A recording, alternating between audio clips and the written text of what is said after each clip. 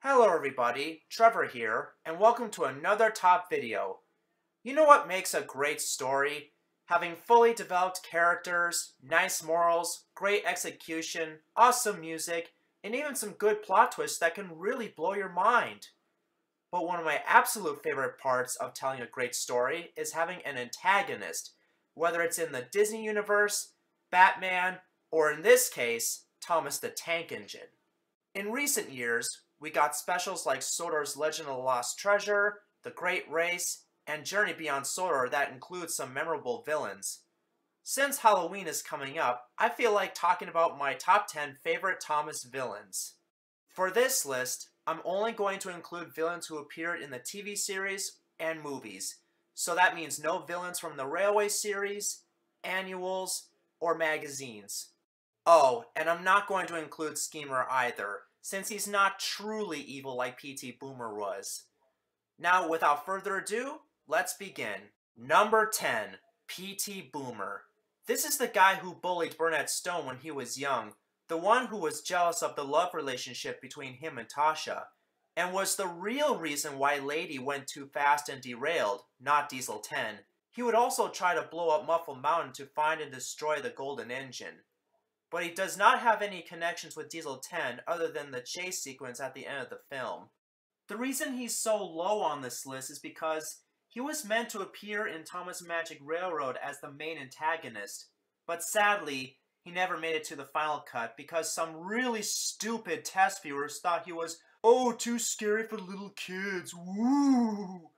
And because of that, the story became even more confusing, leading the film to bomb at the box office. Also, when I first heard Doug Lennox's performance in clear quality on YouTube, his voice doesn't seem that scary to me. I mean, just listen. Now, I'll get you, Burnett Stone! Yes! Okay, Burnett! The gloves are off! If Petey Boomer were kept in the final cut, it would have made the movie a lot better than it already was, because the theatrical version had more plot holes than the original. If I did see this character in the theater as a kid, I probably wouldn't be as scared of him as I was with Judge Doom from Who Framed Roger Rabbit. Number 9. Diesel. Otherwise known as Devious Diesel, this engine was the first diesel to arrive on Sodor. He thinks that diesels are new and revolutionary, which annoys the steam engines, especially Duck. He also likes to tease and bully the other engines too. The reason he's number 9 on the list is that ever since Season 8, he has been living on the island of Sodor and not on the mainland anymore.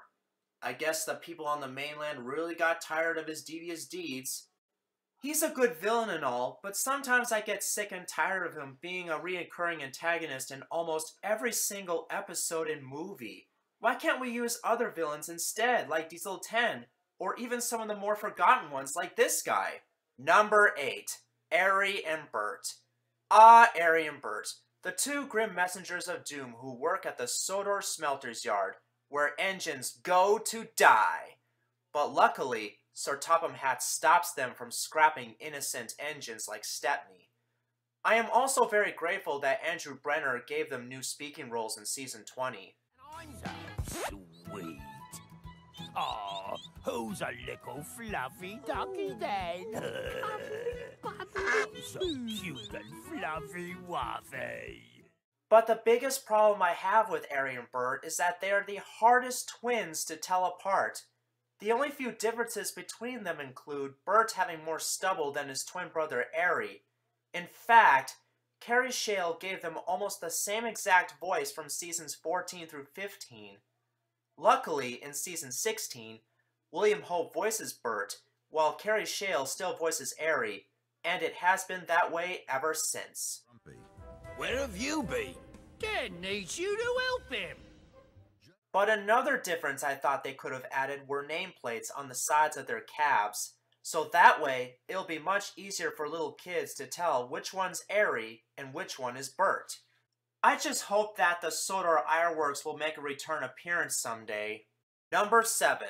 Spencer. Spencer is the private engine of the Duke and Duchess of Oxford. He is sleek but snooty towards the other engines. What I like about Spencer is his shiny silver paint, although he was originally blue-gray in Season 7, but was later changed to silver, and I'm completely fine with that. I also thought he could be pretty hammy sometimes.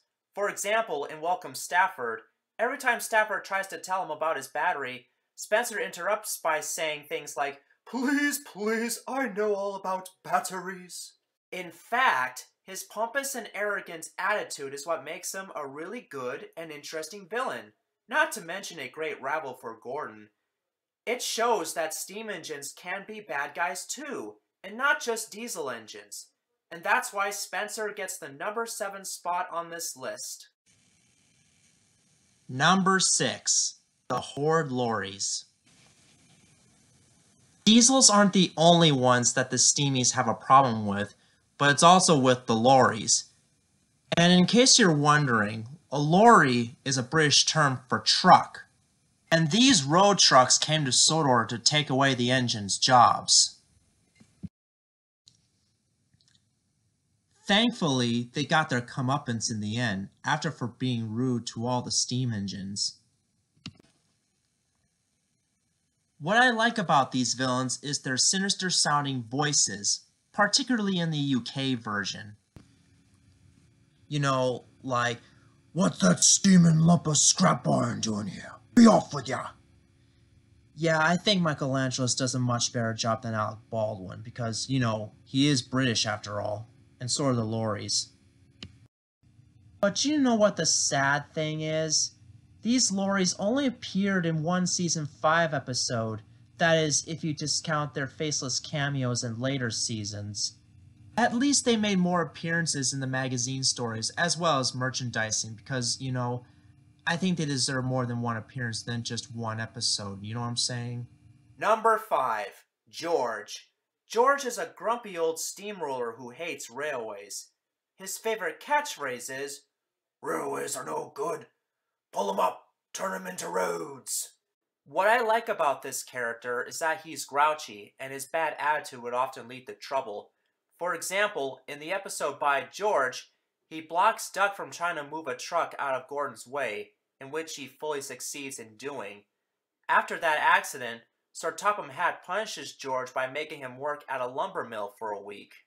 Another interesting piece of trivia that you may not know is that he was going to appear in Thomas and the Magic Railroad as one of Diesel 10's henchmen.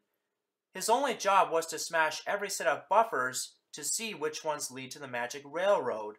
And as a reward, he would be given a roller rink, which would replace the turntable at Tidmouth Sheds, but then he eventually turned his back on Diesel 10 in the later half of the film.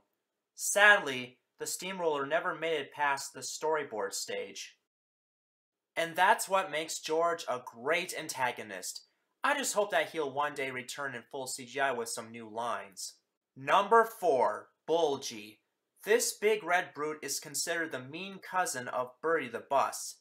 He's also the culprit for stealing Duck and Oliver's passengers in the first place. Luckily, after getting stuck under a bridge, Bulgy was punished by being turned into a henhouse. Like George, Bulgy also hates railways. The way he said "free the roads" in the Railway series just makes him sound threatening and diabolical. I am very thankful that Andrew Brenner brought him back for Season 21, because the last time he appeared before then was a cameo in the Season 12 episode Excellent Emily. Not to mention that his new voice is awesome. Only for a while. Then I was a mobile vegetable stand, and now I'm back in service. And if you don't mind my saying so, we'd all be better off if everyone simply used roads. Oh, and if you don't believe me about Bulgy and Bertie being cousins, then you should check out the Playbus magazine story on the Thomas the Tank Engine wiki. No, really, Bertie calls Bulgy his cousin. And don't worry, guys, I'm pretty sure we'll get to see him again in the future. Number 3. Vinnie. Vinnie is a big, strong, and tough engine who originated from North America. He participated in the strength competition during the Great Railway Show. He is a big bully, especially towards poor little Philip. I like this guy because he's pretty much the first American villain in the TV series, even though his design is technically Canadian built, but I actually don't mind some Canadian engines speaking with American accents. By the way, his voice suits him perfectly. Oh dear, Shorty. Looks like the race is over for you. If you're a fan of stereotypical bullies with New York accents, then Vinnie is the perfect character for you. Number 2, Sailor John. This is the first human antagonist to appear in the show, second if you count Petey Boomer. He was the original owner of Skiff and a new friend of Thomas before revealing his true colors to both of them. He tried to get away with the pirate treasure, but thankfully, he was caught red-handed by the police and captain, and therefore got arrested. What I like about this character is that he was voiced by the late John Hurt, whom you may remember him from films like Watership Down, The Black Cauldron, and of course, the 1978 adaptation of Lord of the Rings. This guy is a twist villain done right. He lied to Thomas and Skiff about giving the treasure to the museum, when in reality, he just wanted all the loot to himself. Not to mention that he was very abusive to Skiff. It's not right. I don't want any part in this. Oh, why don't you just pretend you're putting your face in the water and keep your mouth shut? Ow! Heck, he even tried to blow up Thomas with a patch of dynamite. How threatening is that? He is one of the few Thomas villains who never reforms after the movie's climax. Though, for some reason, he returned in Big World Big Adventures, so I guess he did reform, maybe? Aside from that, those are all the reasons why Sailor John gets the number 2 spot on this list. Before I unveil my number 1 pick, I want to give a few honorable mentions. The Troublesome Trucks. I was going to put these guys as number 9, but then I've learned that they're not all bad. I mean, in Big World Big Adventures, we have the African Troublesome Trucks, who sang to Thomas just to cheer him up. Splatter and Dodge. I was going to include these guys on the list, but the problem is they only appeared in Thomas Magic Railroad and nothing else. And they're pretty much useless. All they do is be cowards, laugh at characters, and they turn their backs on Diesel 10 with no explanation. I just hope they come back someday, just so they can have bigger and better roles, and maybe even new voice actors. Bulstrode. I was going to include him somewhere in the middle of this list, but I replaced him with George and Bulgy because, for one thing, he only appeared in one episode of Season 4 called Special Attraction, and he has not returned since. At least I see him a lot in merchandising, as well as in magazines, but I hope someday that Andrew Brenner will bring him back in full CGI with a new voice actor and some new lines. Scruffy. Well, same reasons as with Bulstrode. And now, without further ado, the number 1 most favorite Thomas villain of all time is... He's just trying to make this a better railway for steam engines. So Topham Hatt says, the harder we work, the less he'll need diesels to help. Help you? Oh. Oh yes. My number 1 choice is none other than Diesel 10. He is 10 out of 10 with brutal strength and devious deeds. His giant claw is so powerful, it can break through anything, even the guts of a locomotive. And his voice is so devilish and evil, particularly in the Thomas Magic Railroad Director's Cut. Losing your sparkle, eh? What perfect timing. Seriously, I'd love to see a backstory starring this character. I dare Mattel to make a special revolving around this character and his past. Come on, it would be a great idea for a new Thomas special. If I had it my way, here's how I would do it. Diesel 10 was originally an experimental engine on the mainland whose job was to pick up scrap and other debris off the rails. The experiment was a success. That was until Diesel 10 becomes rogue when he realizes his capability of destroying everything in his path, as well as grabbing innocent people by the claw. Because of his destructive behavior, he was locked up in a shed for a very long time until he somehow escaped and came to Sodor to wreak havoc. How's that for a backstory? It may not be perfect, but it would make some sense. And that's why Diesel 10 deserves the #1 spot as my most favorite Thomas villain ever. Well, that concludes tonight's video. I hope you enjoyed it, and if there's anything I could do better, which I'm sure there is, please feel free to leave me a comment. Also, I'd like to know who are your favorite villains in Thomas & Friends. And sorry that I haven't made any top videos in a long time. I was going to release this last summer, but my iMovie was glitchy on me, so I had to cancel it for a while.